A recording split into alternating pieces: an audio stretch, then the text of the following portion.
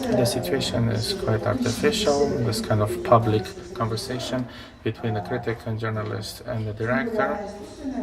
It is artificial because Boris is very different from others with his cinematography, which is the least artificial from the first class. It's hard to talk because I don't know how many of his previous films you have seen. Can you please raise your hand if you've seen anything by him? So a few people know.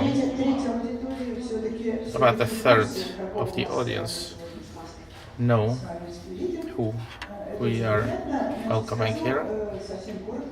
Very briefly, Boris entered the Russian film in the early 2000s, and the first film was made with another wonderful director, Khlebnikov, and everyone liked that film. And the second film and everything else Boris did by himself, starting from 2006. So it's been 10 years now since he is working by himself in the Russian film production. His life in the profession is bigger than it may seem, because we know the filmography that you can find on Wikipedia, for example, or some Russian resources, but Boris also has a lot of experience with television in many different roles, starting from creative producer of a TV channel to make money. No. Of course, not only to make money, but you can understand that in art house movies there is really not much money for directors. A lot of our directors have something to do with television. One of the reasons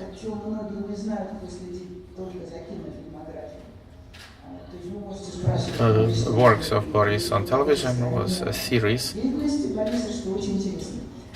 and many people are not aware of this. Another thing,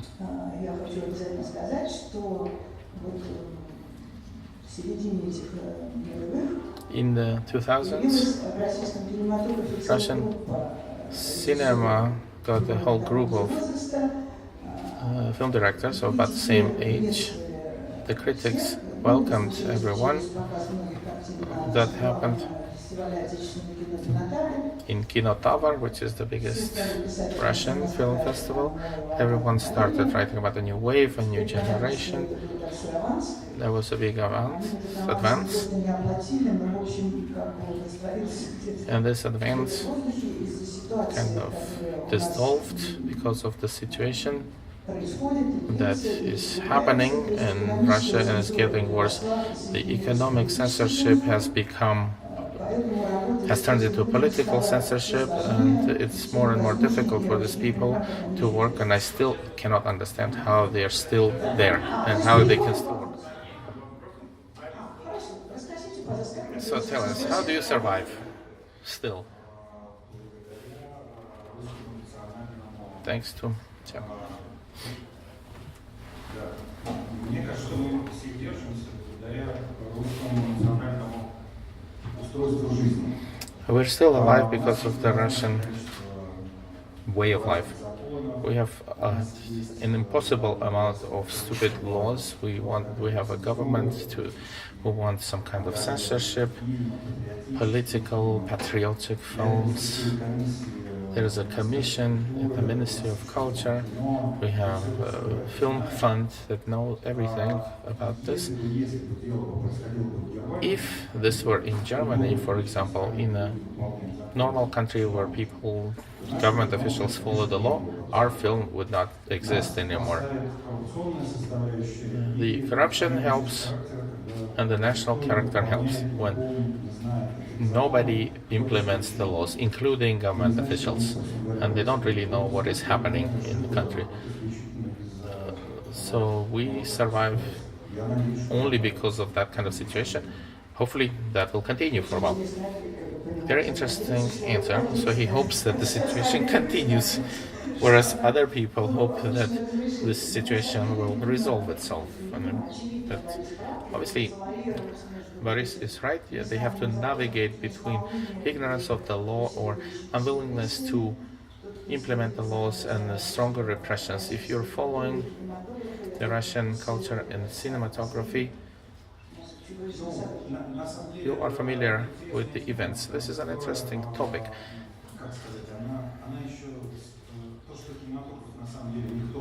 But the cinema people don't suffocate yet. They don't kill it yet. But it doesn't show whether we have censorship or not. This is a whole different story. Because basically, cinema is not a direct means of propaganda. So very few people watch cinema. The audience is small.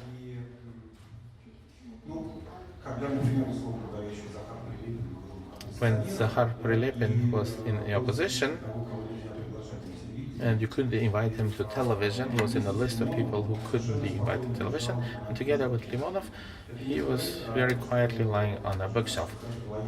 It doesn't mean that our government liked him, but the thing is, who reads books anyway?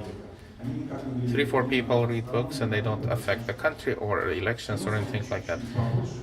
The number of people watching movies is slightly higher, but again, the audience is very small. But television is a serious business. Everything is fine with censorship, but the censorship is very, very strong. And there's strict rules about what can or cannot be done. Topics that you can talk about, topics you cannot talk about, people you can invite to television or people cannot be invited to television. The funny thing is that the cinema stopped carrying out its function as tools of propaganda, maybe, which is wonderful because they will leave us alone finally. We'll be like the writers and nobody cares about, and we'll be more free as a result. This is paradoxical point of view because this generation of movie directors who made films with the money by the Ministry of Culture is now doing their films with the independent money because they don't get money from the Ministry of Culture. You're right. I would like to look at cinema or the process that takes place with the cinema.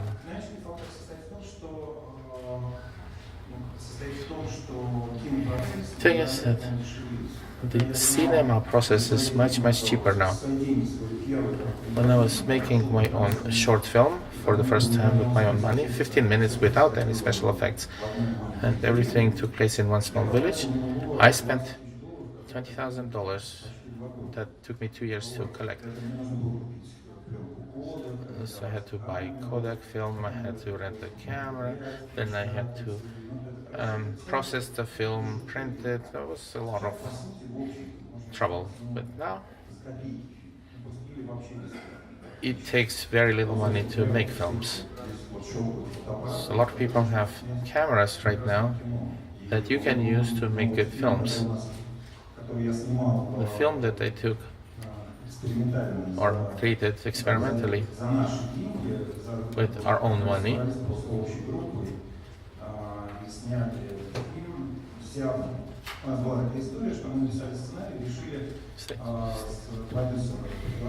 we took a screenplay. We asked for $100,000 from the producer, which is very little money for Russia. We asked them to get that money from the bank.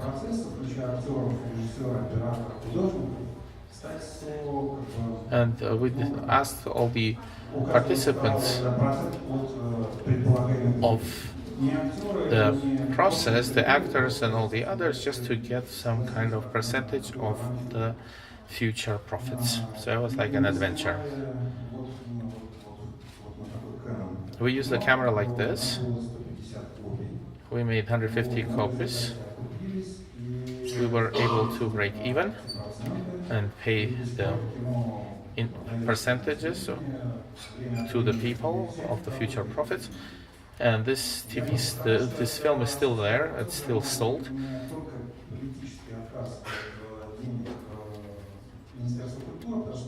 So, not taking money from Ministry of Culture is not only a political thing, because Ministry of Culture is happy to work with these producers. They are used to it, and some people find it difficult to get those producers. But now, contact with the government is not necessary to make movies, which is wonderful. You can make films now. You can just come up with a story and then make your debut without talking to the government directly, of course. You cannot do some kind of cosmic stories with extraterrestrials for very little money, but if you come up with a simple story, and you can make a film out of it with very little money. But the money is not only for production, but also for distribution. I can understand that there is internet, but how do you reach your audience? Maybe that's why your group of movie directors, the best ones, stopped making films and they started making TV series. Why? Not the main channels, but some other channels, of course. We cannot say that about Russia now. What I'm going to say, it doesn't apply to Russia, but in principle, what's happening in England, in America, and in Israel on cable television is incredibly interesting. I think this is the most interesting thing of what's happening in cinema. And this is happening for a simple reason.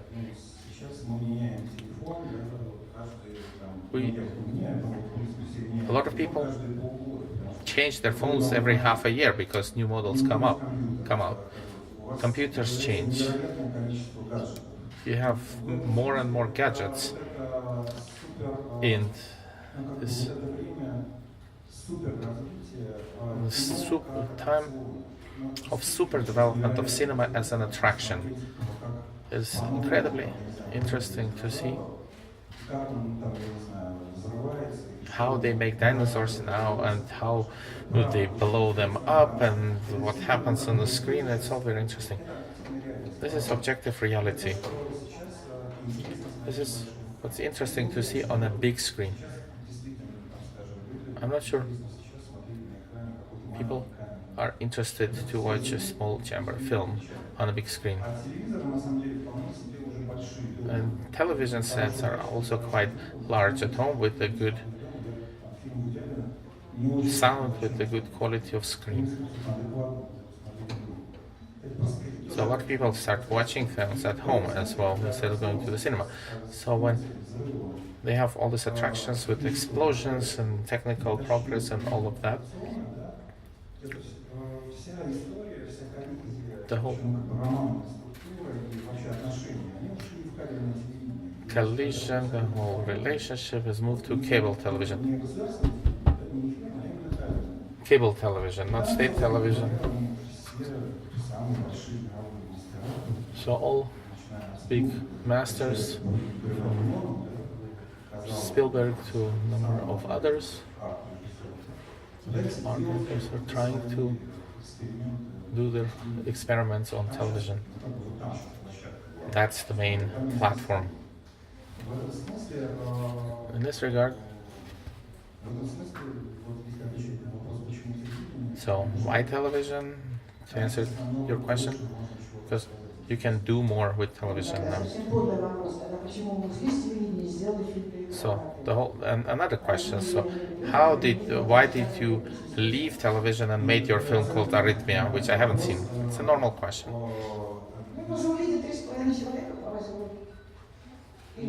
So only a few people will see it, as you said earlier.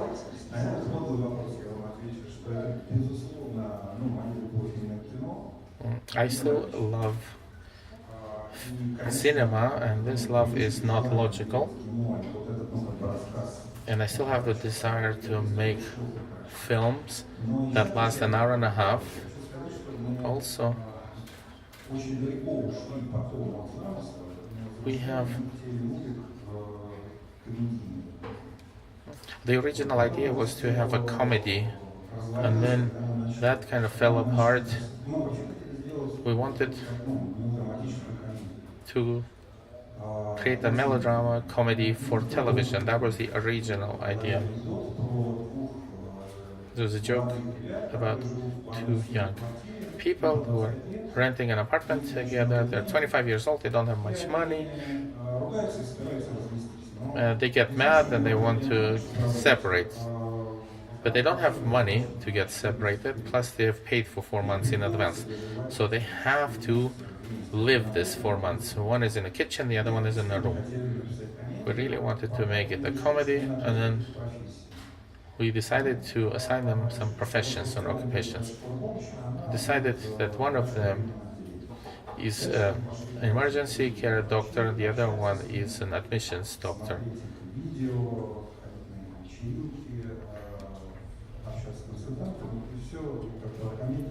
Then we kind of forgot about comedy because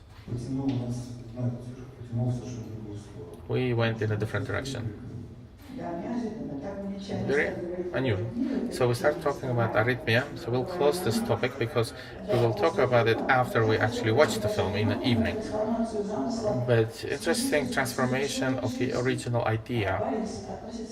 Boris is one of the film directors who pay a lot of attention,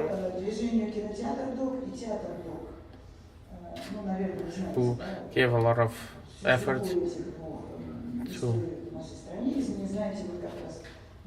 the movement,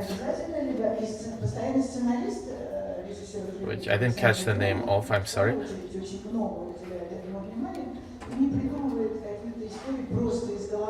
They don't create stories out of the blue as far as I can tell.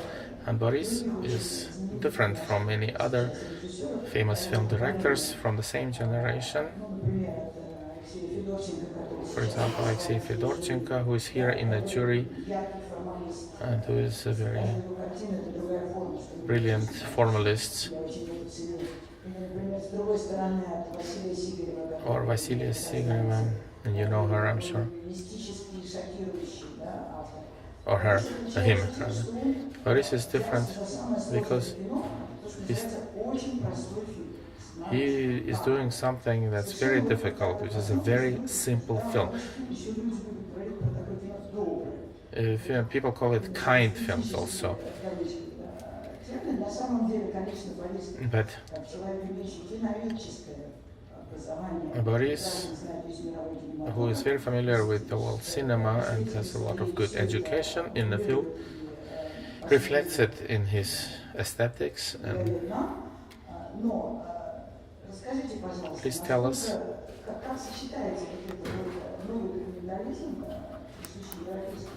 how the new documentalism in the European cinema is compatible with the Russian idea of in the film.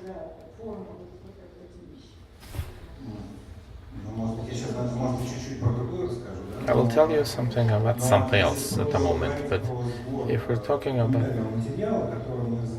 collection of the material that we do it with the screenplay author with Sasha Rodionov in a previous film and Natasha Mishyaninova for this film.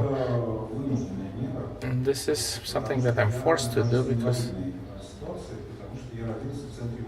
I was born in central Moscow, so that makes me some kind of disabled. So when you are born in central Moscow, you don't really know much about life. So I need to find out about other villages, other cities, about real life somewhere else. So Vasya Sigarev, who lives in a town called Verkhnya Salga, he doesn't need to use this artificial means because all these stories are part of his life, of him is growing up. If you meet with him, he will tell you about this. I don't have that kind of experience myself, so I have to artificially collect these materials. And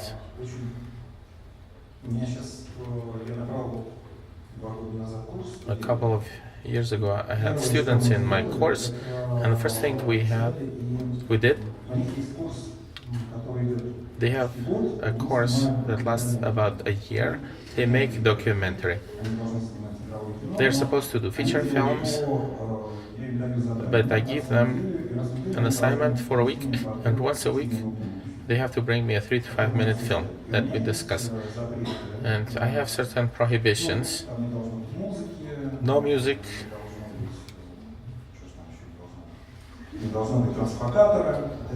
no transfocator,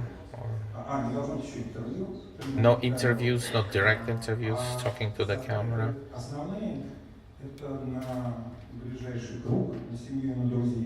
Then you cannot use your close family members, you cannot use people with disabilities, you cannot use children, you cannot use homeless people.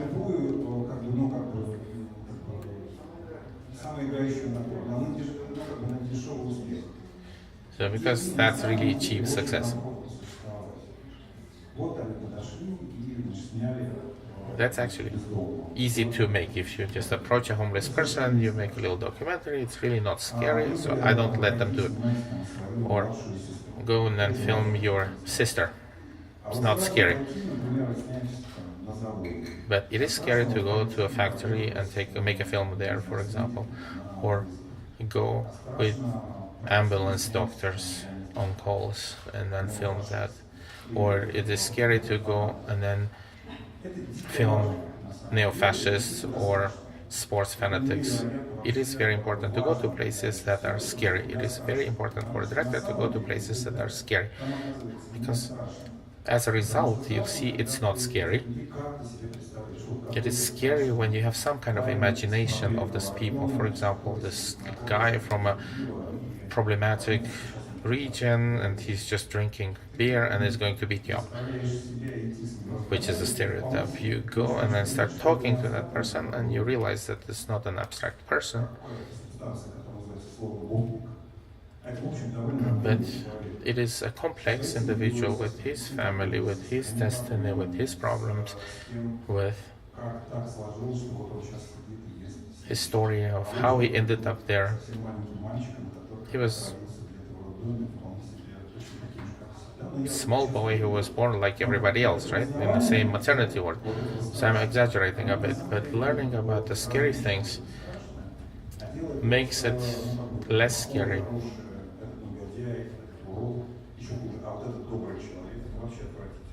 That it's very bad when you start labeling people. This one is good, this one is bad, this one is kind.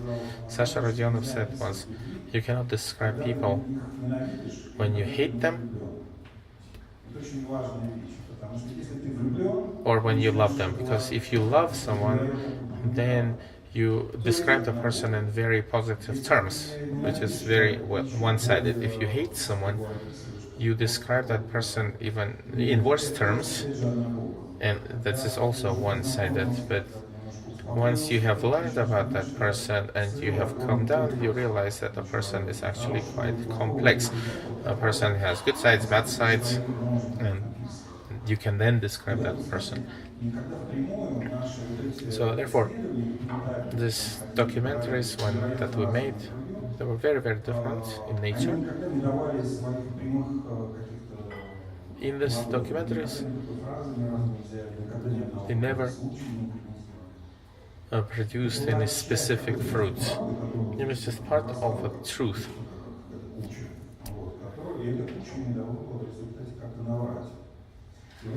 And in this regard,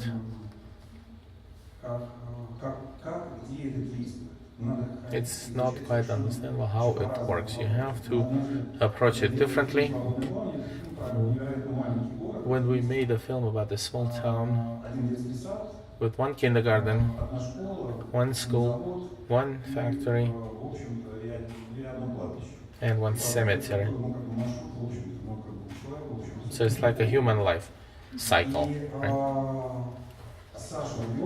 Sasha Rodionov, he said, let's go interview in a military commissariat. And I said, why?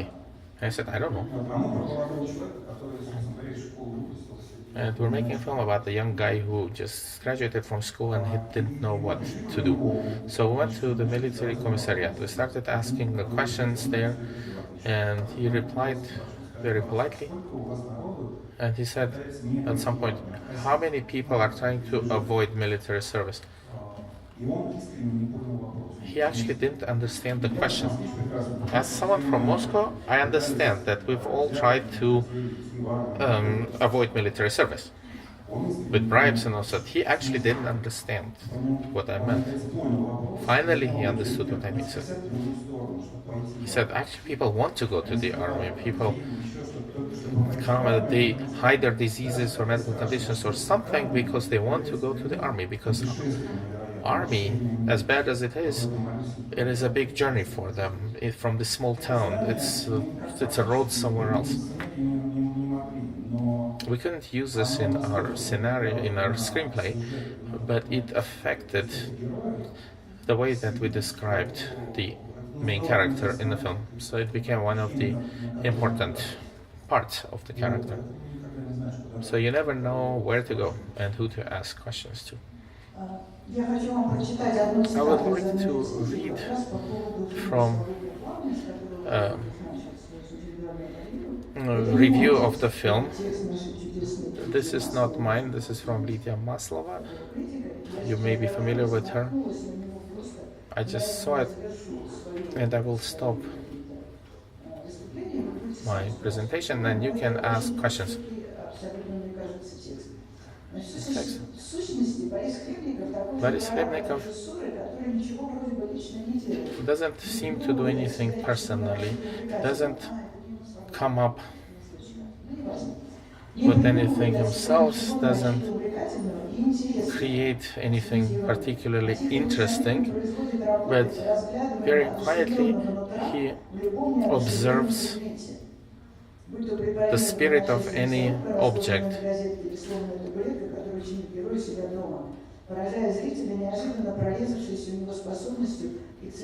He impresses the audience. So there's attention to a small person, let's say, as in great Russian literature.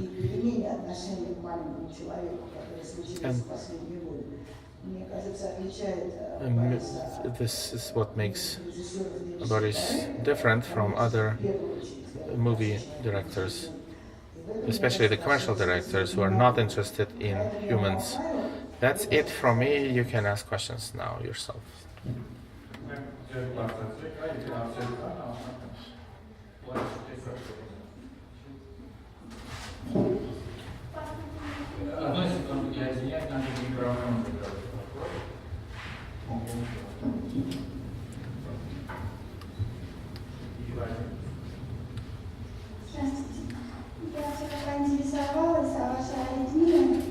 I found out about arrhythmia. I thought it was a metaphor, and you said it's not a metaphor. I am from the Soviet Union, and all those films, which films used to be called fiction films. Then they're called like play films or something. I'm not sure what the term is. And Shahnazarov said that the first thing to do for the director is to select the actors. How do you select actors for your films? Вы знаете, если говорить, это, знаете, называется художественное игровое кино, это, сейчас действительно просто очень сильно, невероятно The thing is that documentary films have become really like feature films. It's a type of art, and this had to do with the development of technologies. It's a whole different planet. So you cannot do fiction versus documentaries. They're both kind of like feature films. As for actors, I think it's different for different people. Different film directors have different relationships with their actors. And what I tell you, it is very much relevant for me, but it's not a system.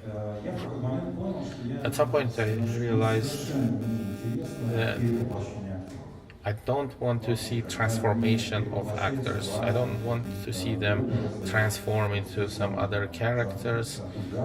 Here he's Hamlet and there's his Phoenix or somebody else. And you watch their mastery, but this is like watching Swiss clocks. Like a mechanism that works perfectly well. So in that regard, 90% of the work with the actors stops with casting, or ends rather with casting. Of course, the actors have to be good, and they have to kind of reflect the character, the habits, the destiny of the main character, or the character that he or she is playing.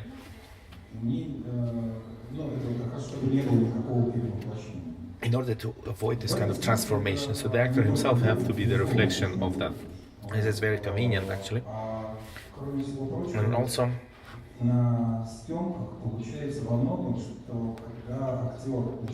when the actors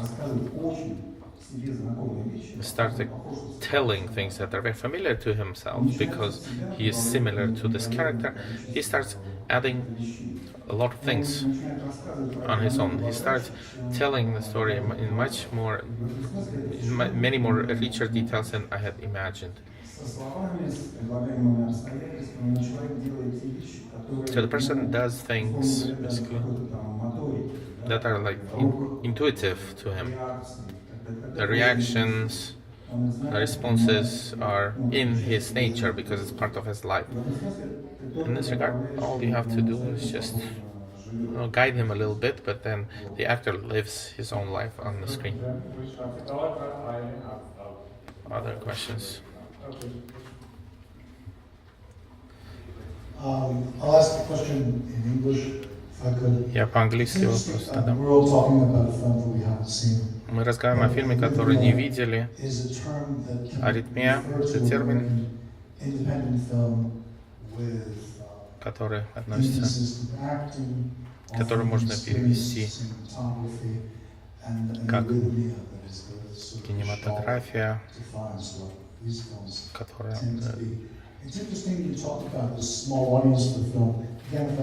Вы сказали, что аудитория маленькая для фильма. Независимые фильмы показывают в 10-15 городах в США максимум. Редко, когда больше 500 000 людей смотрят эти фильмы. И очень редко, когда они зарабатывают большие деньги. Телевидение помогает людям выжить. Вы сказали, что хорошо для вас, что мало народу смотрит фильмы, потому что это вас освобождает от зависимости от государства. И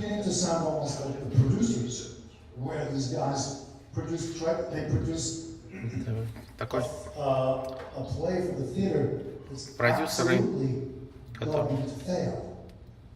похоже на продюсеров, которые производят, допустим, пьесу для театра. Можно потом еще раз перевести, потому что я ничего не слышал. But anyway, are you making an effort to avoid success? The problem is, we thought that the question will be short because they don't have a simultaneous translation. Yeah, I'll ask you. I thought you speak English a little bit. You understand? Okay, very simple question. You can translate it for me. Простой. Simple question. Я сейчас перевожу, вы можете послушать. Простой вопрос. If having a small audience is good for you. Вы сказали, что то, что у вас аудитория, то есть количество людей, которые смотрят фильмы, маленькое, having a Это film хорошо для that вас. reaches the audience. А что будет, если этот фильм станет очень Reach the audience. известным и вас будет смотреть больше людей? Нет, я совсем не говорил о том, что I didn't say that некомфортно I'm comfortable маленькой аудитории, with a small audience большой аудитории. or Мне кажется, я not comfortable in a large audience, but what I meant is that for cinematography in general, in Russia at least, the cinematography doesn't have a much audience. Even the biggest blockbuster doesn't get the number of people that they used to get before. The audience is now watching television mostly. That's what I meant basically only. Другие вопросы?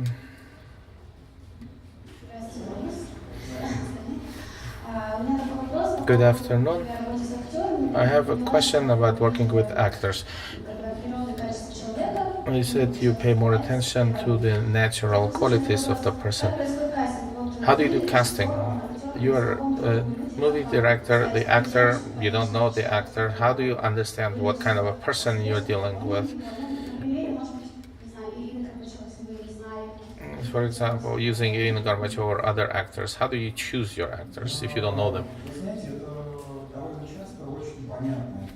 Very often it is obvious, Изначально right from the first conversation with the actor. A lot of things become obvious.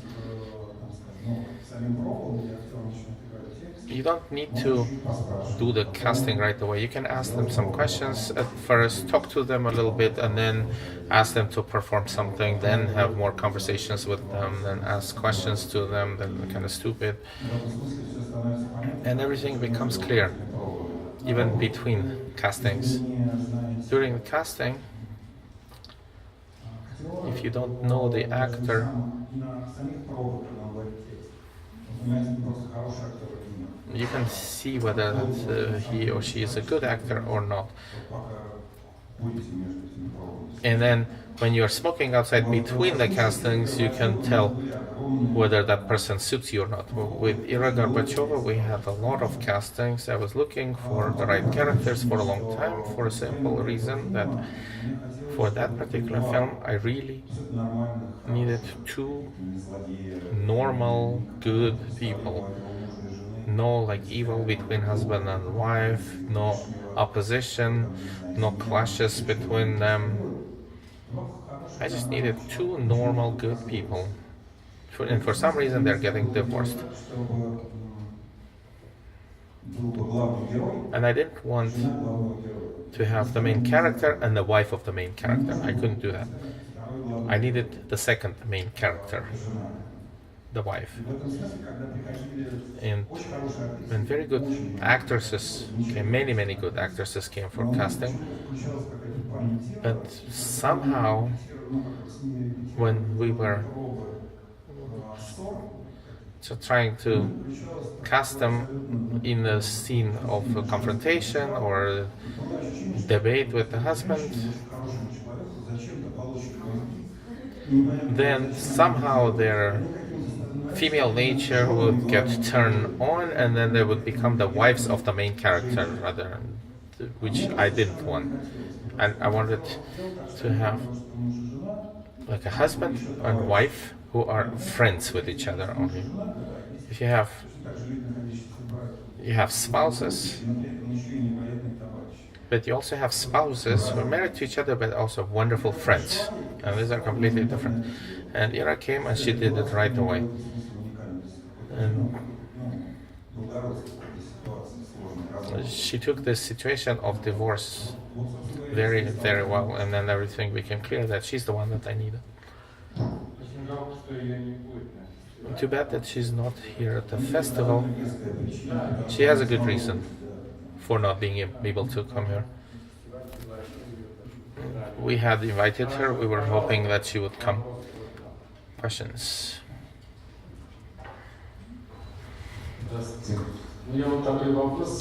Question. You are a director.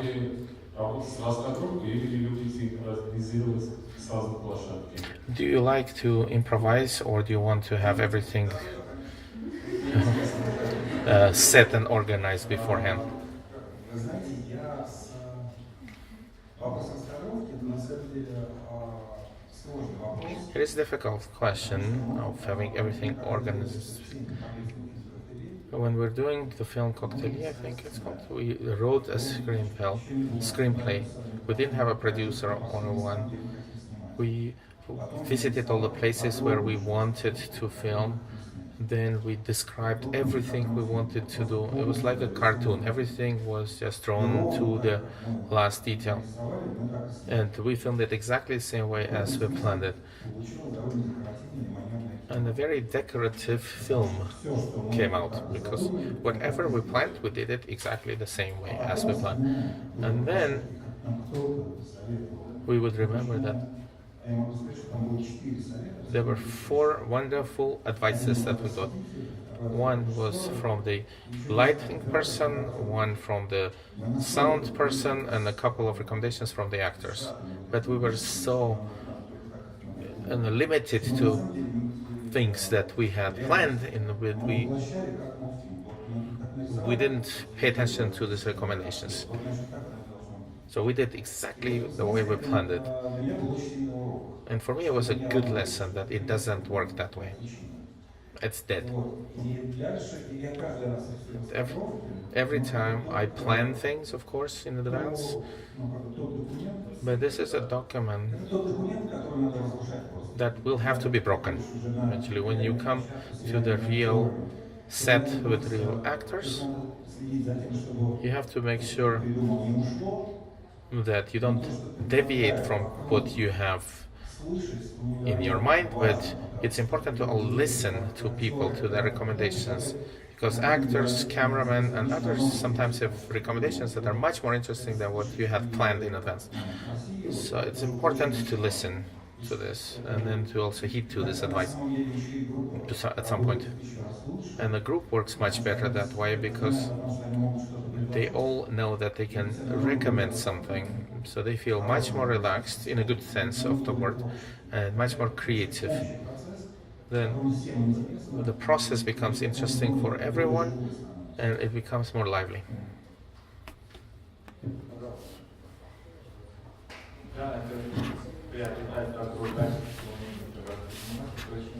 Yeah, the ability to accept recommendations or listen to recommendations is very important. You were trained as a biologist, and then you changed your profession. What made you change your profession and become a movie director? Very simple. At some point, I realized that biology was a mistake. I was a bad biologist.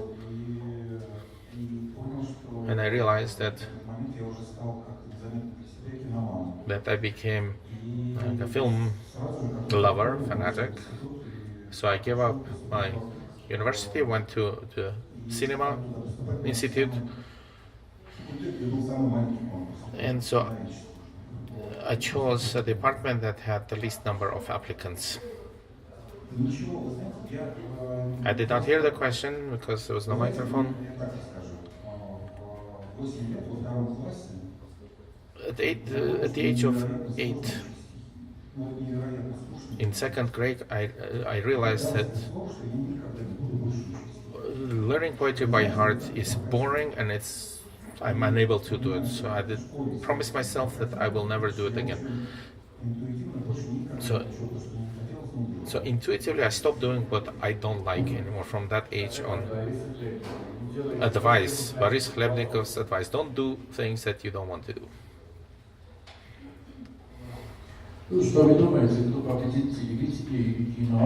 Who will win, television or cinema?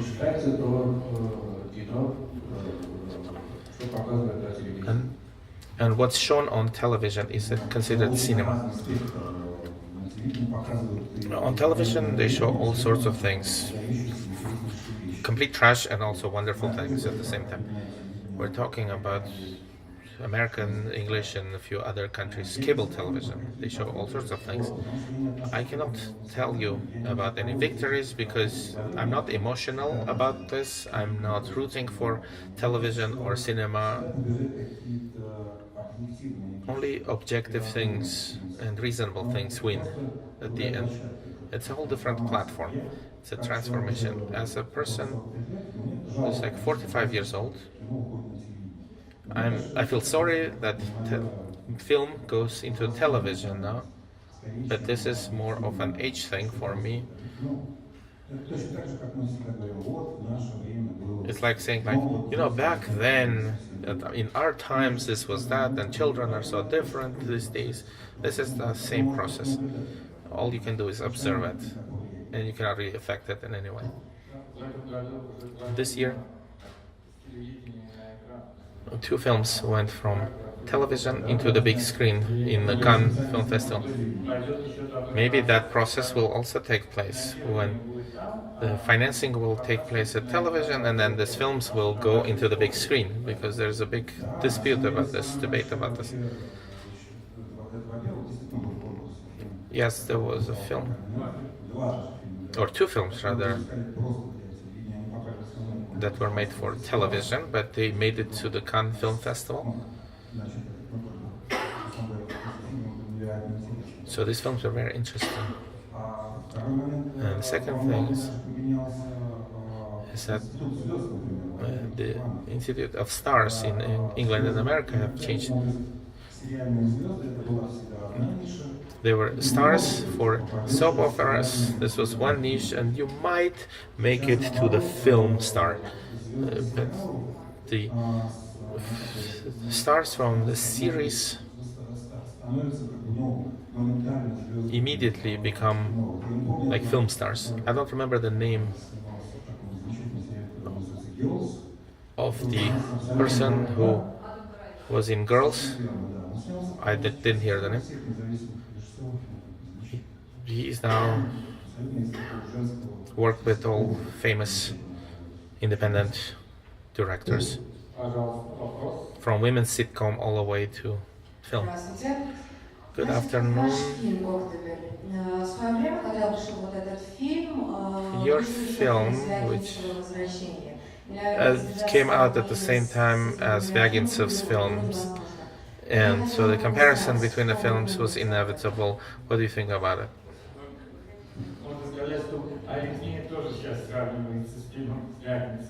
Arrhythmia is also being compared to Zvagintsev's film, so history repeats itself.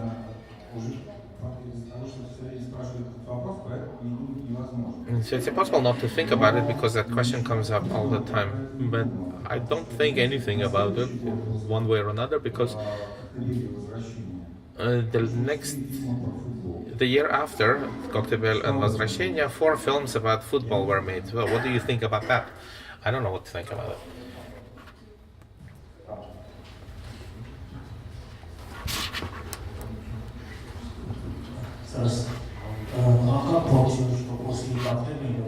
How come that after Koktebel you continued to work with one of the operators, and then he worked with Kostomarov, and then you worked with Kostomarov? How do you change, or why do you change the cameraman?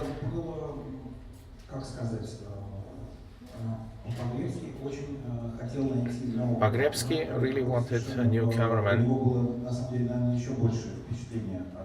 and he was more probably affected by this bad experience with planning ahead, and he wanted to find a cameraman who is a documentalist, and so it was completely logical that he got him. And we continued to work with Sandor Merkish, who was a wonderful cameraman, and at some point I realized that it was objective reality. He found working with me less interesting gradually. He was more interested in other things. So this union became kind of difficult for both of us. I got a new screenplay, and I asked Sandor, just read it,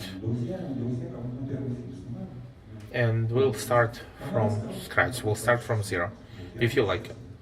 and I'll be happy if you agree to work with me. He read the screenplay. He said it's not mine, it's not my thing. We're still very good friends, but we're not working together. We see each other once a week.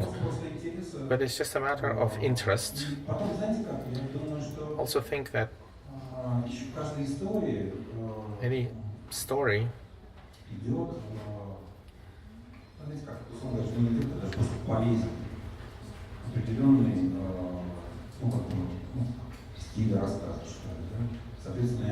every story needs its own style with the relevant cameraman, camera work.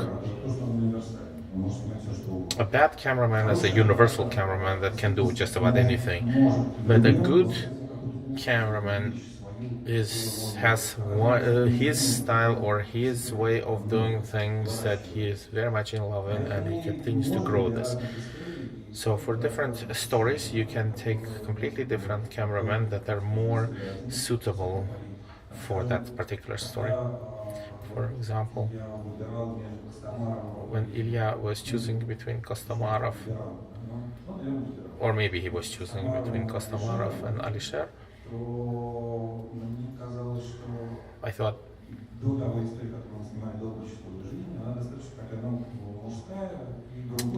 the story that we were making was very male story, and was very much like Kostomarov, was very tough and very determined, and as a cameraman is very masculine. Alisher is very soft, very precise and poetic. I had a story of divorce between a husband and a wife, so I thought I would need a cameraman who is softer, who is more poetic for that. Question here and then over there. Добрый день, Анна Короян, режиссер. Anna Karayan, film director. When I studied at the institute in Moscow, while Kostomarov came to us, I looked at your works again and I asked him, said, when you were making that film, «Пока ночь не разлучит», this moving camera, what were you trying to say with that moving camera? I was surprised by his answer. He said, nothing. We just decided with Boris to do it that way. So, when you start making a new film, how do you select, or do you pay any attention to finding the right solutions, poetic solutions, or do you just go with the flow and see how it goes?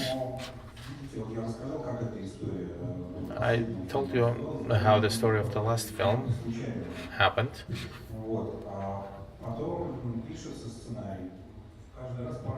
There is a screenplay and then things happen differently, different times.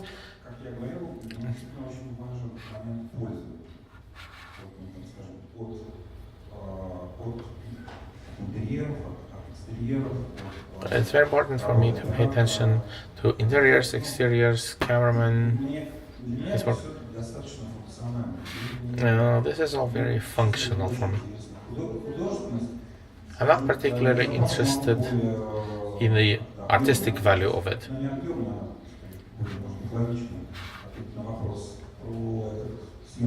I can answer that question that you asked Kostomarov, why we use the moving camera or handheld camera, just because we had one tripod.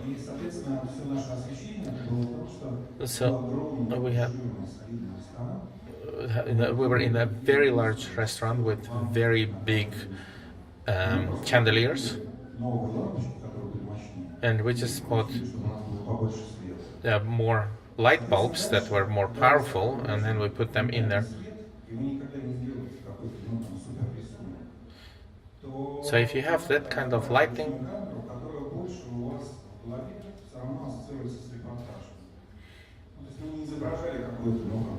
you take a handheld camera. So in other words, we may do with what we have. So that was the answer to that. Welcome to Yerevan. It's a pleasure to see you here. My name is Asya. I wanted to ask you about film education in Russia. You said you have a course. Where do you teach and what do you think about the Cinema Institute in Moscow, GIG, which is very famous? What's the best school? What should the beginner director, film directors do? Where should they go to study?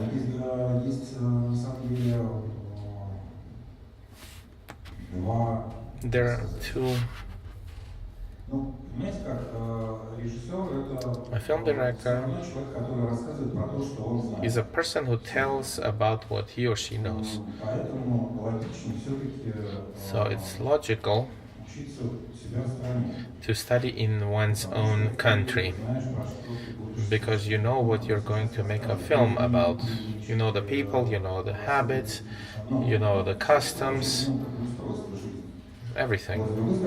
On the other hand, I think you cannot really study in Russia. You should not go to the GIG, this Institute of Cinema in Moscow. It's horrible now, so don't go there. So don't study there because it's not just a waste of time, but you will be cheated. I will tell you why. Because in that institute they use a very old system for education.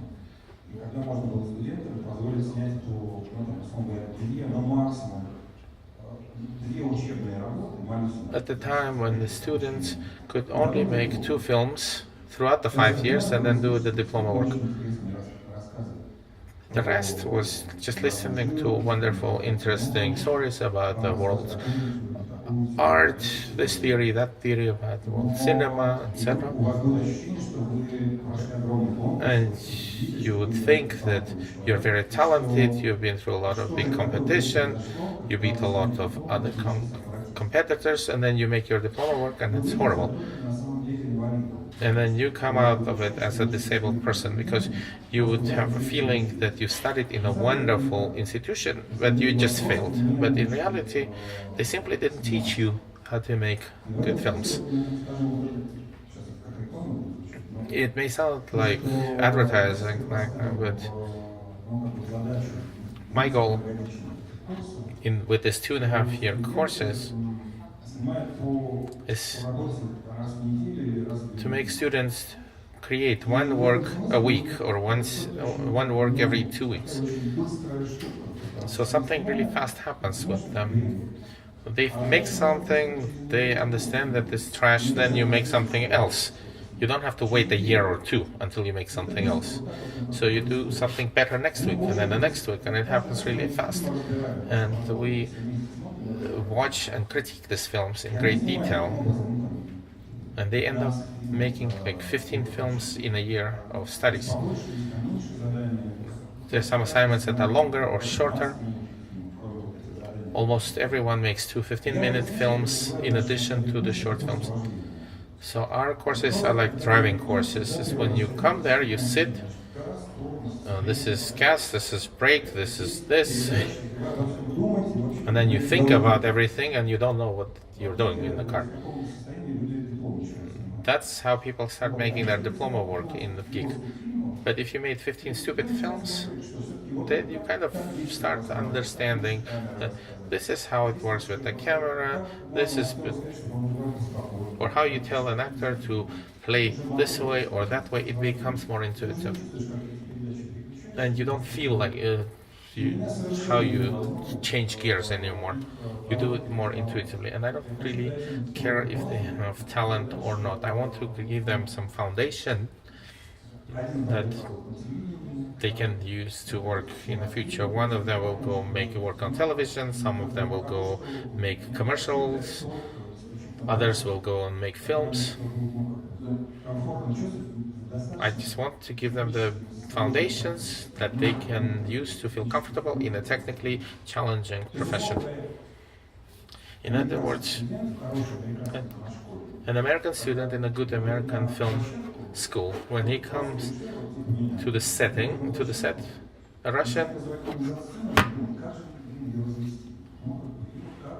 director would start thinking how to do this or that, the American student would know when he comes to a set.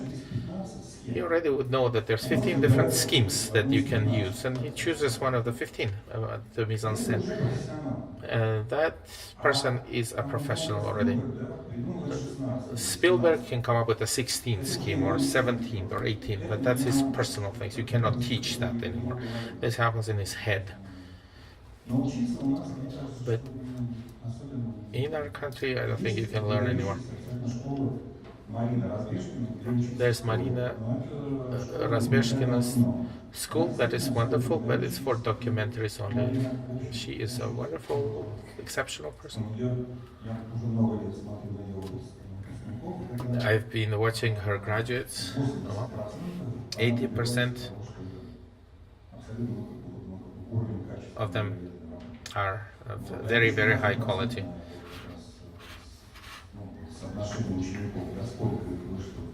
It's very important to look at that number.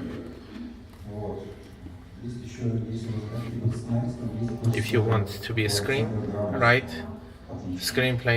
writing, there's a course by Alexander Granovsky, I believe. But for film directors, we're just starting, so I cannot tell you about our results yet. So I'm not going to advertise myself.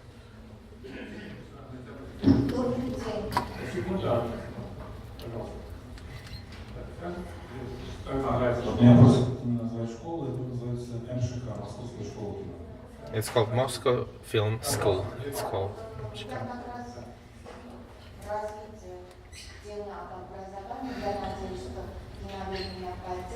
I hope that Gennady will support me.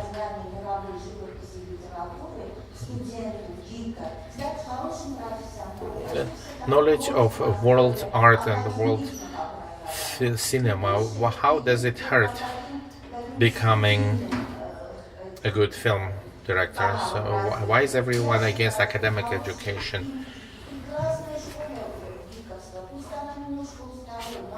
GIG, this Moscow school, is a bit maybe obsolete, but they have produced wonderful, wonderful people.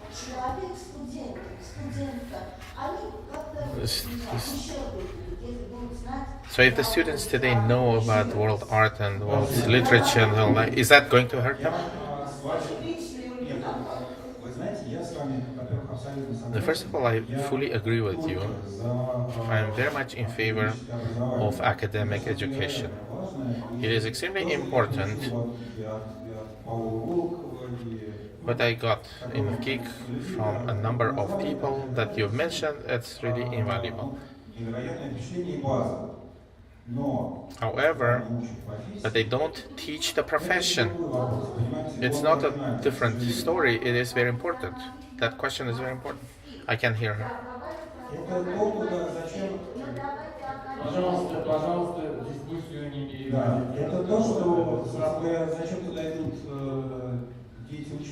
Why do people? So they don't learn why they went. The thing that they went to learn.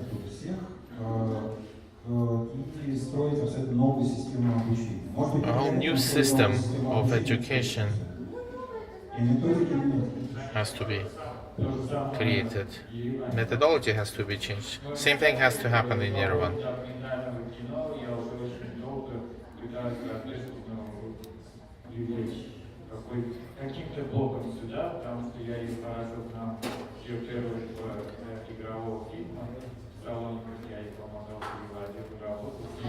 I worked with her, I'm sorry I missed her name, in Thessaloniki. We're trying to involve her. Unfortunately, her health was not good this year. And together with AGBO, we had already planned to organize a series of workshops, but we're working in that direction. Thank you.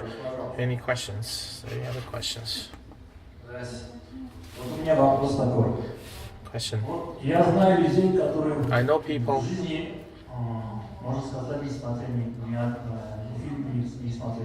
that haven't watched a single film, and people like this are more natural, more happy. So if you haven't watched a single film, will you be happier? And if you are happier if you haven't watched a single film, then why watch films? In other words, do the films prevent you from being happiness? You are manipulators. Делают эти манипуляции, чтобы человека создавать такой продукт, что человека Why not create a product станет to make человеком. a human?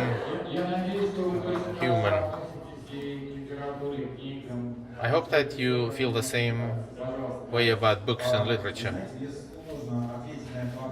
I find it difficult to answer that question, honestly, because I haven't seen this direct connection between happiness or sadness and watching films.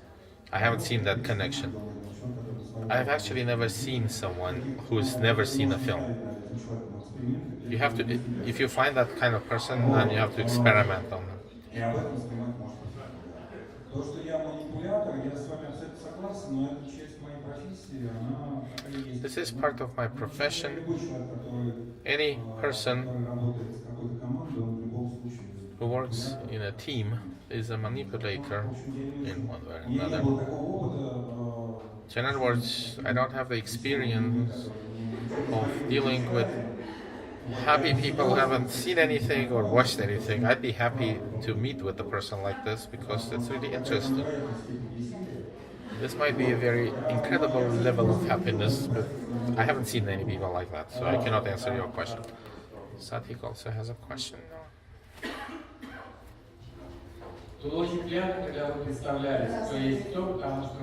So it's nice when you introduce yourself. Я сатаник, киноинженер по специальности. My name is Satinik. I am a film engineer. Ваш следующий фильм. Your next film, would you make it here in Armenia? Your next film? Вы знаете, я считаю, что это действительно вопрос замысла и истории. It's a question of the story and of intention. Я же ничего не знаю про Армению. I don't know anything about Armenia. Я не знаю ничего про I don't know жизнь, историю. anything about life Если here. я начну здесь, If I start making a film here, будет, такой как бы туземец, который You'll be like восхищается, не туземец даже, а приезжий, который a foreigner восхищается какими-то красотами и получит, Who знаете, National Geographic, где будут comes to admire some kind of beauties and will look like National Geographic. Duduk, carpets, whatever, you know. Человек должен все-таки рассказывать про то, что You have to tell the stories of what you know. But you do have a wonderful, beautiful country, and which is true. So I would come and I would travel throughout the country with great pleasure.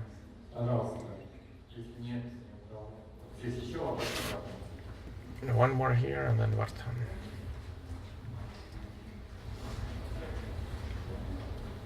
Скажите, пожалуйста, насколько я понимаю, Армения была без господдержки, да? Arrhythmia was made without state support, with state support. Написали, что без.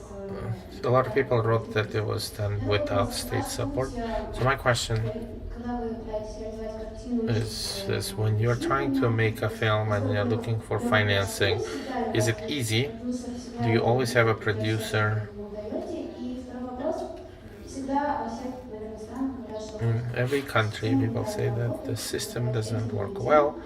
а у вас есть Some people get support, some others don't. государственной поддержки фильма?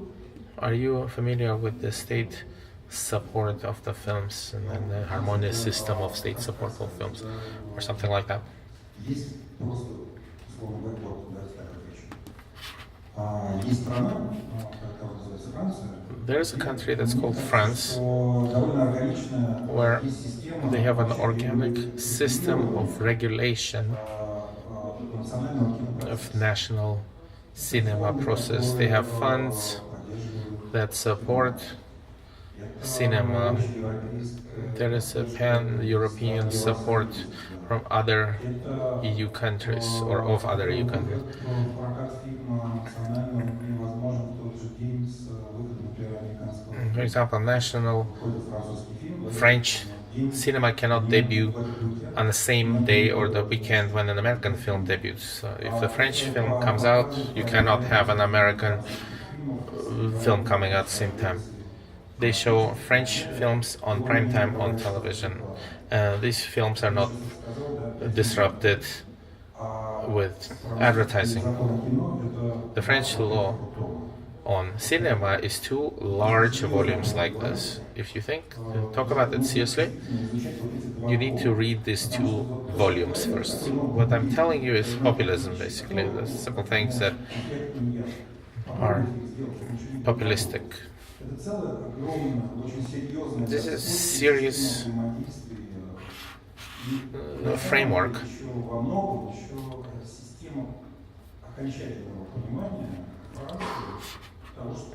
And France also understands and realizes that cinema is part of art, part of culture.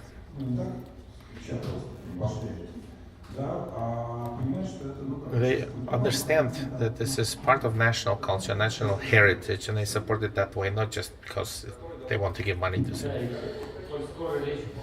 Since we're talking about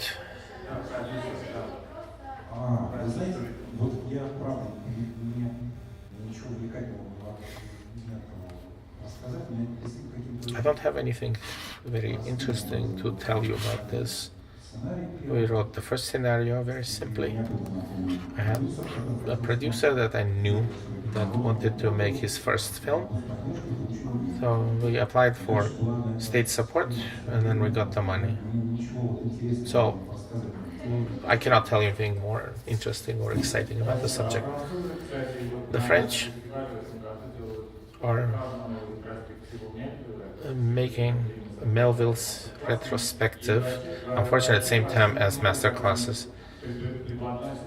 And they know how to present their cinema throughout the world. Microphone, please. My name is Angelique. I am getting ready to go study in the United States. My question is,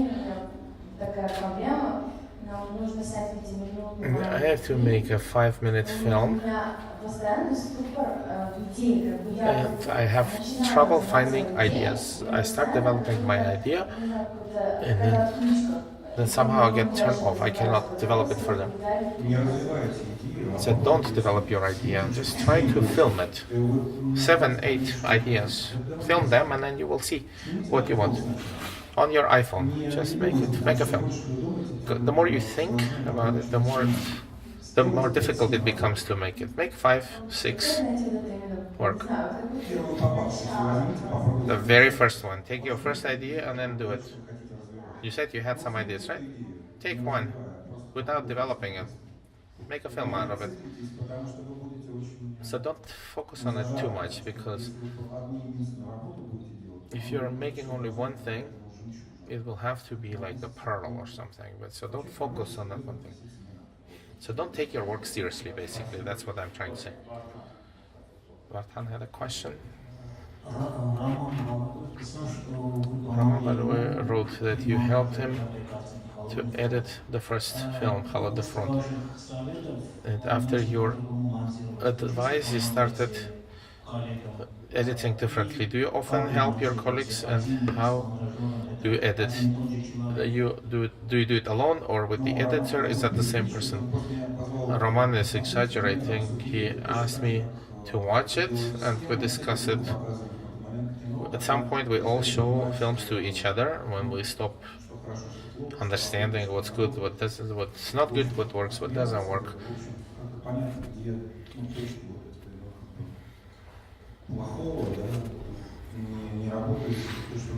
So you point out what things you think that don't work and that need to be even redone. Or I work with Ivan Lebedev, who is the editor, the same person all the time. We came into cinema together. He used to be a musician before that, composer and sound engineer, and then suddenly he turned to editing and we started working with him, and he demanded that he was there next to him all the time, 8 hours a day.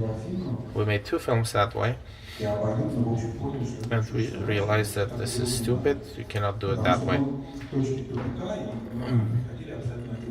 because would find we would be at the dead end at the same time because we're at the same time there. I come maybe like once a week. He shows me what he's done, and if he's at the dead end, then I'm still able to comprehend something, so I can help him. So I think this is more productive than me being there all the time. No more questions? You heard everything already? Would you like to say something to the audience at the end? Thank you very much for your interesting questions. It's been very interesting. It's not always the case. Thank you very much. I would like to thank the interpreters who worked. Interpreter and the volunteer for supporting us. Thank you to Olga Sherwood for a wonderful beginning. Thank you, Boris Khlebnikov, for an interesting hour and a half. In the beginning, we always forget or afraid to talk about what masterclass is, but any kind of conversation like this is a masterclass, because everyone who's in cinema or who wants to be in cinema, they have learned a lot today or have heard some good advice today. Thank you to the audience. I hope you will continue to come. Right behind me there is the schedule. I hope you will come and watch the film tonight, and you will have more specific questions about the film after the film. We have an interesting program this year, to watch at least 3 films a day, because there are definitely at least 3 films you can select per day. Tonight there is a conflict. In Kino Park they're showing film Eldikos film, but that film will be repeated tomorrow after masterclass. So that's just for your information. So follow our program, watch the films. Some films can be shown only twice, and some films can be shown only once. If you miss it, you miss it. Thank you, AGBU, for providing this venue. Thank you. See you tomorrow.